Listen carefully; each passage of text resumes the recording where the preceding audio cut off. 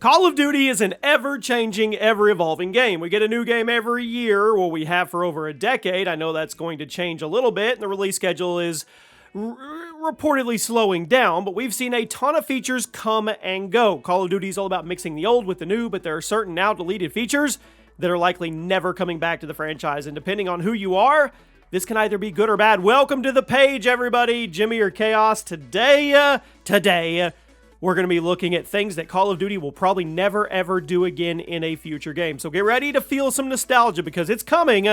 Drop a like, and let's start off with squad points. Who remembers squad points? COD Ghost was meant to shake up a lot of aspects of the COD formula, Fish AI, for the sake of making things fresh and exciting. Squad points? It was kind of a weird way to change the way you built your class and how it worked. It was basically a pick 10 system on steroids, let's be real. The new system was more complicated and layered compared to the other COD class systems, and it had its fans and a lot of people actually preferred it to anything else. Now, unfortunately, Ghost reception from the community is what's going to keep squad points from ever appearing in another game.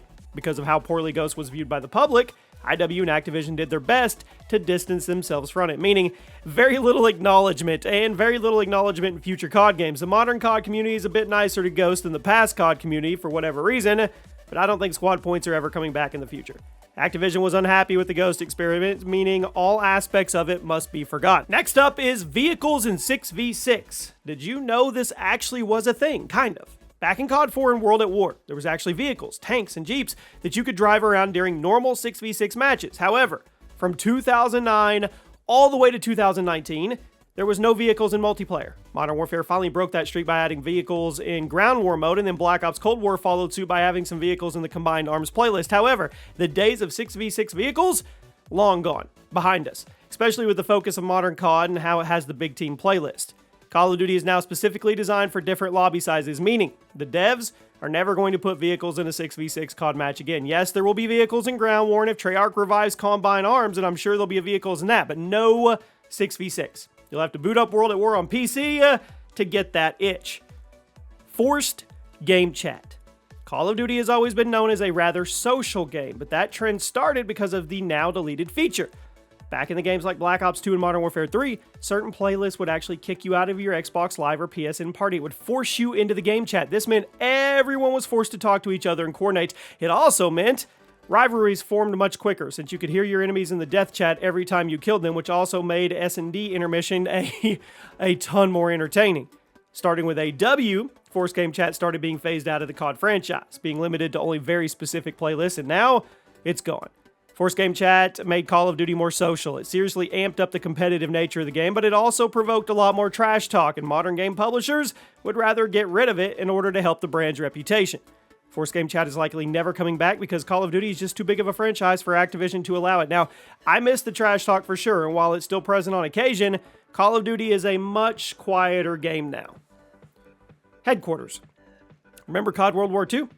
That game had a bunch of weird ideas, most of them bad. However, one thing that got relatively mixed reviews was Headquarters. It was a home base for you to go check in for your supply drops, your challenges, your contracts, the quartermaster, all of that. You could also try out kill streaks in this giant gun range, test new builds of weapons, challenge other players to 1v1s. It was criticized at launch because it was completely broken. But once it got ironed out, it was actually pretty cool. It's positive towards it. I mean, I don't know. But due to Activision trying to change course with COD with an entirely new business model, it's unlikely something like Headquarters will be added to a future game.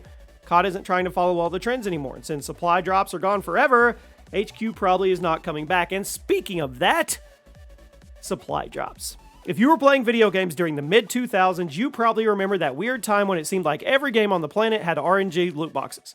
Now, it was a bizarre trend. It kicked off in Call of Duty with Advanced Warfare, and while all the cosmetic items were awesome, the gun variants, they got out of hand. What started out as an interesting digital gun casino turned into this predatory and arguably play-to-win system that carried in the next 4 games. Thankfully, Modern Warfare broke the chain and deleted supply drops, seemingly for good. Due to all the backlash against game publishers over gambling in video games recently, most major franchises have tried to avoid that controversy altogether. They got rid of them. Supply drops were swept away with this industry change, and it's incredibly unlikely that they will ever return. Wager matches. Speaking of gambling in games, wager matches used to be a core part of the COD formula. At least they were in one game. Black Ops 1 featured a different progression and a class system than any other game in the series. Instead of unlocking things in a certain order, You earn COD points. You bought the stuff you wanted when you wanted it. You earn COD points by playing the game and leveling up. But if you wanted to speed things along, you would go to the wager match playlist, play party games with 5 other players in an attempt to win their points. Wager matches were actually a core part of Black Ops 1's progression system, because if you won a couple matches in the high roller playlist, you would save yourself a few hours of grinding for your next gun or camo. Now, unfortunately, wager matches are probably never going to return. In order for them to come back, the game as a whole would have to be fundamentally changed in order to accommodate the COD point system, and I don't think any developer is going to touch that. Plus, with how much negative attention that's surrounding gambling and video games right now, Activision would never let a core game mode be called wager matches. World War II. Now, much of the community was lukewarm to the idea of Vanguard, bringing us back to Second World War, myself included. Yeah, I think World War II is a cool setting for a video game, and there's lots of things you can do.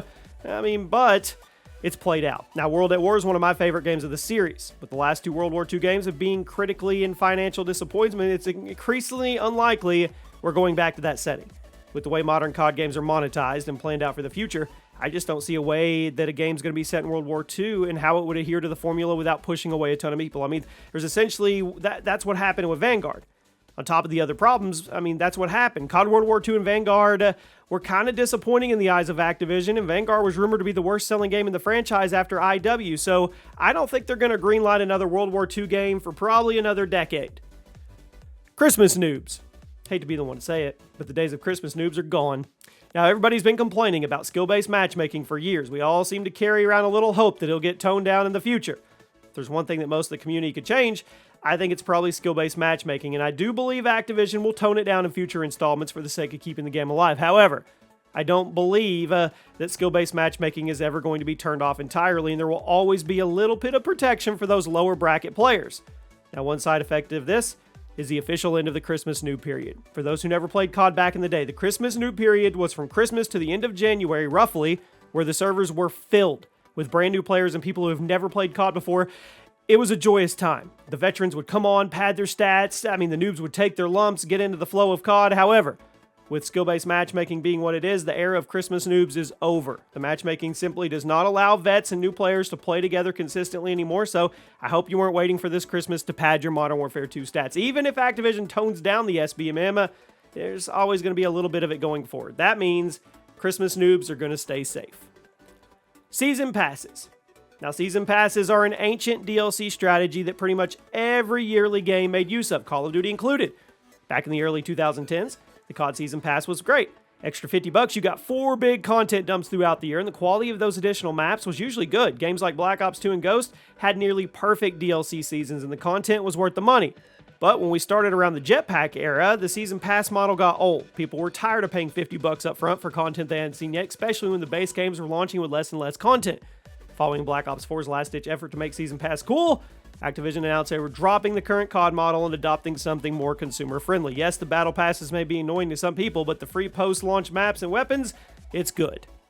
And at number 1 today, things COD will never do again. Yearly releases. I never thought I'd say it, but it was confirmed. That starting with Modern Warfare 2, Call of Duty will be moving away from the yearly release schedule. Seems like every yearly franchise, there's eventually comes a point where the team can't keep up with the demand and something needs to be done. We saw it with Battlefield, we saw it with Assassin's Creed, we see it with Tom Clancy, now we're seeing it with COD. Modern Warfare 2 will be supported for 2 years, at which point Treyarch's new project will be released.